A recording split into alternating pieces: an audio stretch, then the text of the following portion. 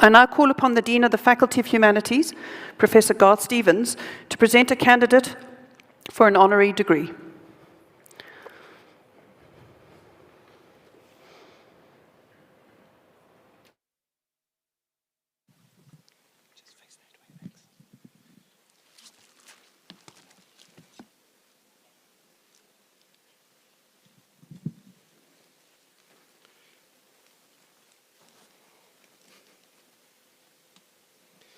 Mr. Vice-Chancellor, I have the honor to present Professor Molefi Kete Asante for the degree of Doctor of Literature honoris causa. Born on the 14th of August 1942 in Valdosta, Georgia in the USA, to Arthur Lee Smith and Lily Mae Wilkins, Molefi Kete Asante is the fourth of 16 children. He attended Nashville Christian Institute, a Church of Christ-founded boarding school for black students in Nashville, Tennessee, where he earned his high school diploma in 1960. He has a Bachelor of Arts from Oklahoma Christian College, a Master of Arts from Pepperdine University, and a PhD in Communication Studies from the University of California, Los Angeles, also known as UCLA. He worked for a time at UCLA, becoming the director of the Center for African American Studies from 1969 to 1973. And at the age of 30, he was appointed by the State University of New York at Buffalo as a full professor and head of Department of Communication. Asante is currently professor and chair in the Department of Africology and African American Studies at Temple University, Philadelphia in the USA, where he founded the PhD program in African American Studies. In 1969, he co-founded with Robert Singleton the Journal of Black Studies. Asante is currently also president of the Molefi Kete Asante Institute. He's the founder of the theory of Afrocentricity. In 1976, Asante chose to make a legal name change because he considered Arthur Lee Smith a slave name. From 1980 to 1982, he worked in Zimbabwe to train journalists. Considered by his peers to be one of the most distinguished contemporary scholars, he has written more than 550 articles and essays for journals, books, and magazines. Asante has published no fewer than 77 books, of which the 21st century publications alone include As I Run Toward Africa, a memoir, Facing South to Africa, Towards an Afrocentric Critical Orientation, The Dramatic Genius of Charles Fuller, an African-American playwright, The History of Africa, The African American People, A Global History, Maulana Karenga, an intellectual portrait, The Encyclopedia of African Religion, co-edited with Anna Mazama, The Afrocentric Manifesto, The Handbook of Black Studies, also co-edited with Maulana Karenga, Race, Rhetoric, and Identity, The Architecton of Soul, The Encyclopedia of Black Studies, co-edited with Anna Mazama, 100 Greatest African Americans, a biographical encyclopedia, Erasing Racism, The Survival of the American Nation, Scattered to the Wind, an African Saga of History, and the Egyptian Philosophers, Ancient African Voices, from Imhotep to Akhenaten. Asante's African American History, Journey of Liberation, a high school text, is used in more than 400 schools throughout North America. Asante has been recognized as one of the 10 most widely cited African Americans. He is honored as a history maker, with an interview archive in the US Library of Congress. In the 1990s, Black Issues in Higher Education recognized Asante as one of the most influential leaders of the decade. He was made a traditional king, Nana Okru Asante Pesa Kyodomini of Tafu Akem, Ghana in 1995. His work on African culture and philosophy and African American education has been cited by journals such as the Journal of Black Studies, the Journal of Communication, American Scholar, Daedalus, the Western Journal of Black Studies, and Africological Perspectives. The Utne Reader called him one of the 100 leading thinkers in America. In 2001, Transition magazine reported, Asante may be the most important professor in Black America. He has appeared on Nightline, Night Talk, BET, McNeil Lehrer NewsHour, Today Show, The Tony Brown Show, Night Watch, Like It Is, and 60 Minutes, and more than 100 local and international television shows. He has appeared in several films, including 500 Years Later, The Faces of Evil, and The Black Candle. In 2002, he received the Distinguished Douglas Enninger Award for Rhetorical Scholarship from the National Communication Association. The African Union cited him as one of the 12 top scholars of African descent when he delivered the keynote address at the Conference of Intellectuals of Africa and the Diaspora in Dakar in 2004. That same year, Asante, also a poet, dramatist, and painter, was inducted into the Literary Hall of Fame for writers of African descent at the Gwendolyn Brooks Center at Chicago State University. In 2012, he was given the title of Wanadu of Gao in the court of the Amiru Hassimi, Maiga of Songwe. In 2014, Asante was invited to offer a speech at the United Nations General Assembly on peace in Africa and to deliver the keynote address at the Japan Black Studies Association 60th conference in Kyoto, Japan. He holds more than 100 awards for scholarship and teaching, including the Fulbright Scholarship, honorary doctorates from 3 universities, a guest professorship at Zhejiang University, and he's Professor Extraordinarius at the University of South Africa. He has supervised more than 140 PhD theses at 3 universities. Asante has been, or is presently, a consultant for a dozen school districts. He was the chair of the United States Commission for Fessman III for 3 years. In 2009, the Council of African Intellectuals elected him as chair of the Diaspora Intellectuals in support of the United States of Africa. Asante believes it is not enough to know. One must act to humanize the world. Given his contribution to Africa and African-centered scholarship and philosophy, as well as his influence on field development and intellectual thought from and on Africa and the African diaspora, it is therefore befitting that the University of the Witwatersrand, Johannesburg, bestow an honorary degree on Molefi Kete Asante. Mr. Vice-Chancellor, I have the honor to request that you confer the degree of Doctor of Literature, honoris causa, on Molefi Kete Asante.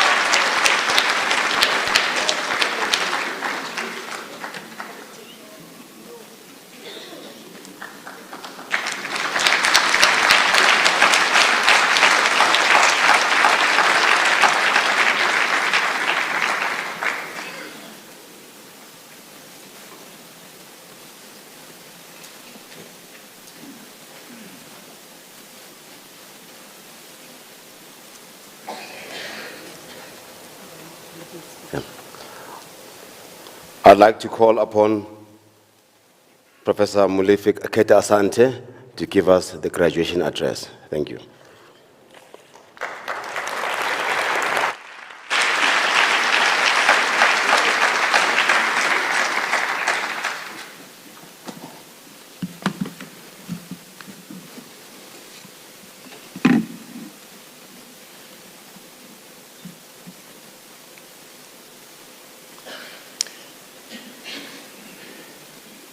In the name of Amen,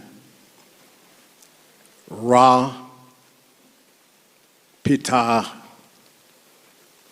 Atum, in the name of Hatshepsut, Sobek Nafru, Amanarinas, I salute you. And I give my greatest gratitude to the Chancellor, the Vice-Chancellor, Vilakazi, to the administrators, the faculty, the board of directors, the students of this great university. I have come here as a student, and I have received this honor from you, which is indeed a reflection of you. And I appreciate deeply the honor that you have bestowed upon me. I am happy to speak to you for a few minutes. Those of you who are getting your degrees as well, to give you some of the insights that I've received. And I'm happy to be speaking here at this great university, celebrating its centenary, in the presence of my wife, Anna Yaninga, and two of my greatest colleagues, Dr. Lahasa Molloy and Dr. Simpiwe Asante, South Africans who have not only understood, but have applied in their own work and scholarship the tenets of the Afrocentric philosophical idea. And I want to say a few words about that, and then I will take my seat. 300,000 years ago, on this continent, Homo sapiens first rose. No humans had ever stood before Homo sapiens stood up on this earth, in this land. 300,000 years ago, 230,000 years, Homo sapiens existed nowhere else in the world but here on the continent of Africa. And before 70,000 years ago, everyone in the world was black and African because there were no other Homo sapiens.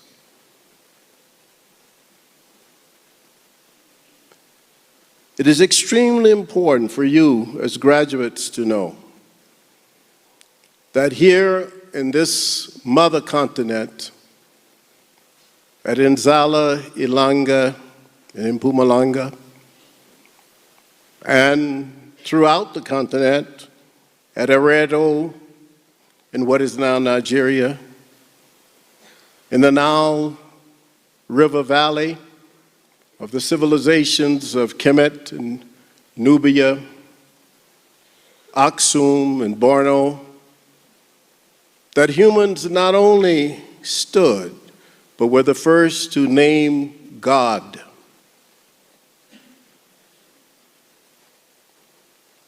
Before Homo sapiens in Africa declared that we were all stardust, that we all were representatives of the cosmic forces of the universe.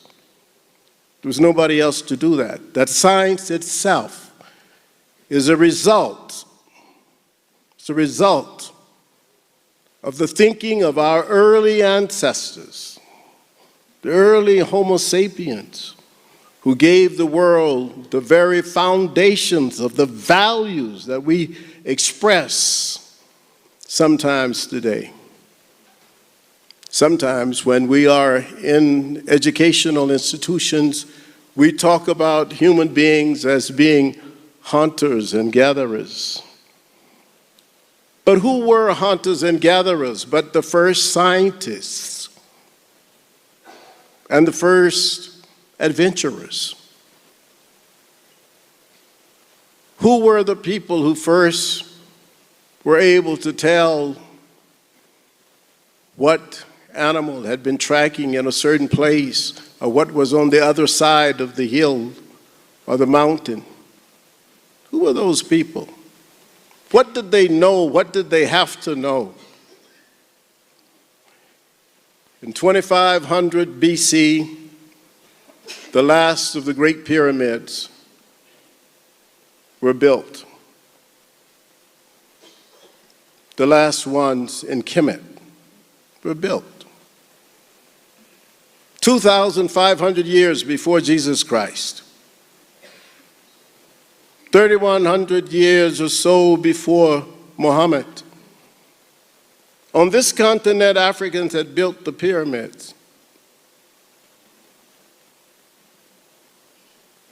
Jesus could look back and say, wow, down there in Africa, they've built some ancient monuments, 2,500 years old.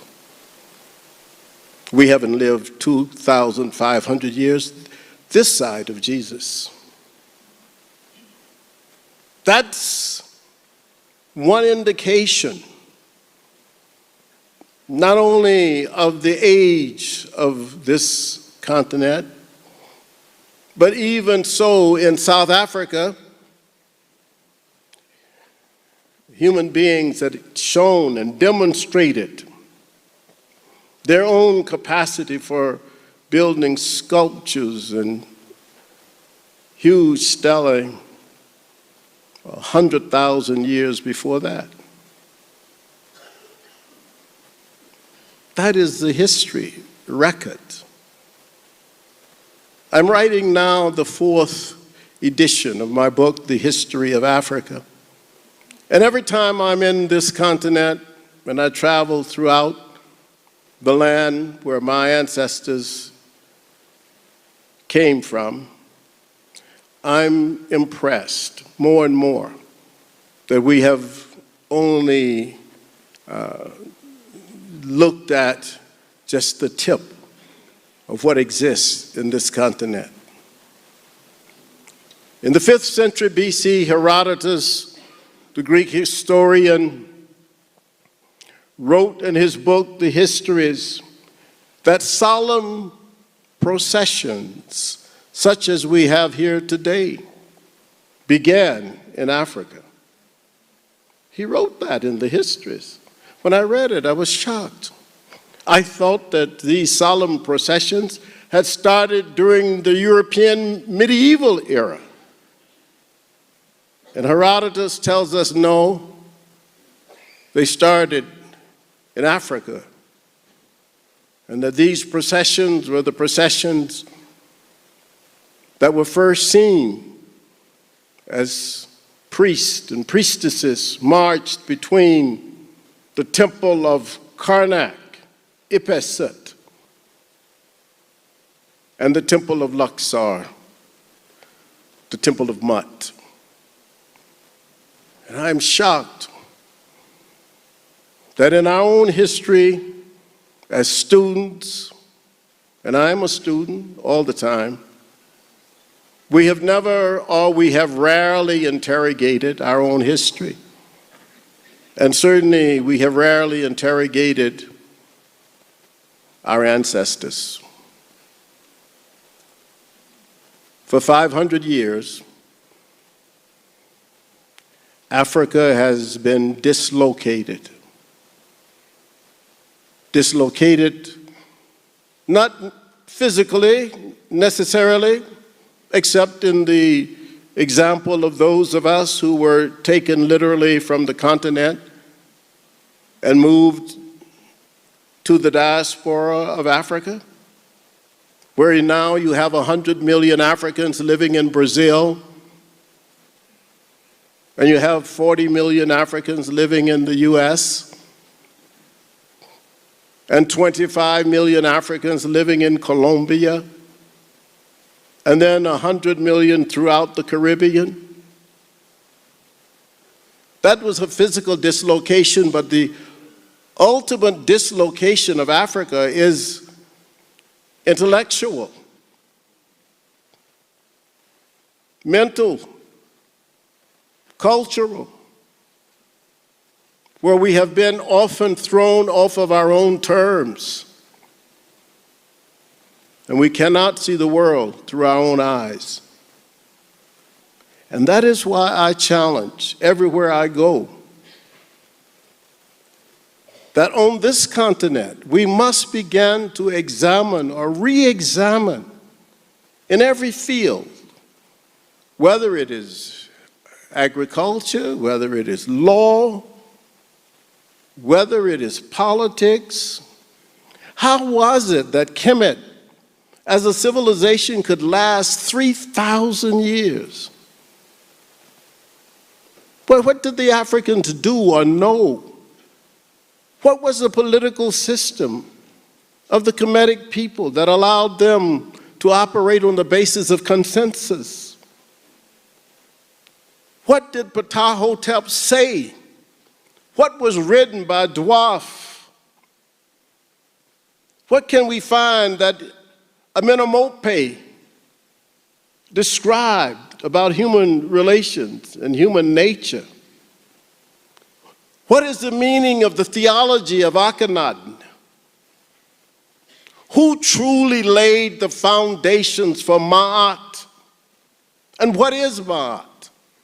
Why did the ancient Africans say that when the universe was created, that the only power with the Almighty Creator was Ma'at?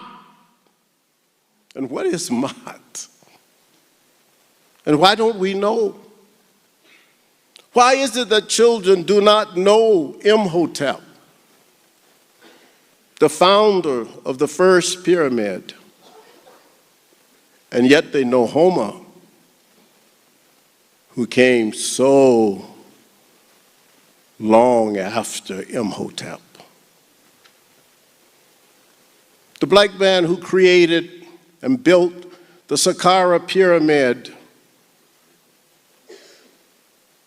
in 2700 BC, before the Christian era, ought to be known by all children on the continent and in the world. Why don't we know him? And why is the Iliad and the Odyssey more important for us as a foundation than the pyramids themselves? They're older than the Iliad. They have more writing in them. They have more science. They have more humanities. And they have for us, at the very beginning of human history, a mythological understanding of all abstractions that give Africa the first place in science. But why don't we know? You see, it is because we're dislocated. Our dislocation is worldwide. And this dislocation of Africa has corrupted not only the world, but our understanding of the world. It has, in fact, brought about a pestilence of ignorance. This is a problem that you can solve. And those of you who are getting your degrees now, in whatever discipline, remember that there are just a few things that will allow you to make the success that you ought to make the world better. First, you must remember that there is but one race, the human race. You have to remember that. And the reason you have to remember that is because before we had this notion of the ranking of people on the basis of the false concept of race, we were all Homo sapiens. There was difference, but there was always difference from the beginning. There were language differences. Some of us were tall, some of us were short. Some of us were lighter complexion and some of us were darker complexion. But we did not rank human difference. Europe ranked human difference. The Hindu ranked difference. That's why we got the caste systems. But these are artificial rankings. These are created by human beings, like race was created by human beings. And since it's not a biologically correct term, it was still used to create a doctrine of white supremacy, racial differentiation that led to rankings of humans. This is nonsense. But we, to be successful, must learn to dispense with nonsense. Secondly, we must all learn that Ma'at, the earliest human virtues that we know of, that were created on this continent, truth, righteousness, justice, order, balance, harmony, reciprocity. These are the 7 principles that govern early humans. And they understood that this was at the very foundation of everything. It was not even love, as people say. You know, in the Christian context, we say love is the greatest of all. No. That was never an African idea, never an African understanding of the world.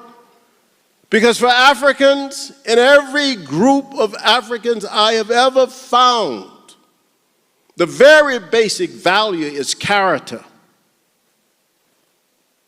And we say, among the people where my father came from, we say Iwa Pele, good character. That's what I require. That's what God requires, good character. Good character brings everything. Third thing, maintenance.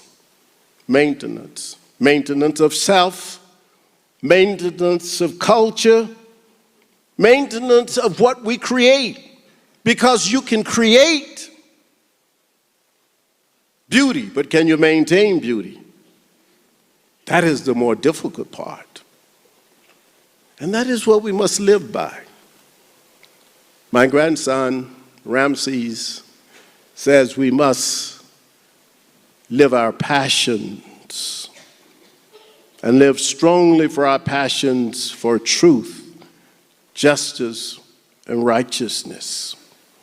And if we do that, graduates, I, along with you, as one of the honorees of this great university, will not only make this university greater by virtue of its own actions and what it has taught us, but we ourselves will be examples of those who live and work to honor the cosmic forces that made us all.